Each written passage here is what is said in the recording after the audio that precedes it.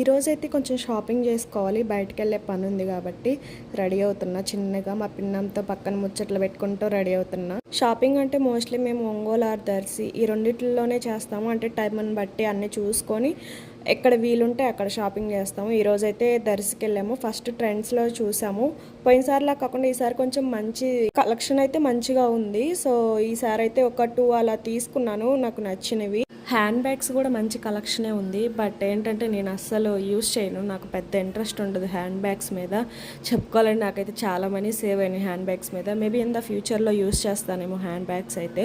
But present అయితే అసలు interest లేదు. ఇంకా అది అయిపోయాక షాపింగ్ బయటకు వచ్చి ఒక కోకోనట్ వాటర్ అయితే తాగాను. నేను వాటర్ తాగాక కొబ్బరి అంటే ఎంతమందికి ఇష్టం. నేనైతే ఖచ్చితంగా తీపిచ్చుకొని మరీ కొబ్బరి తింటాను, నాకు చాలా ఇష్టము.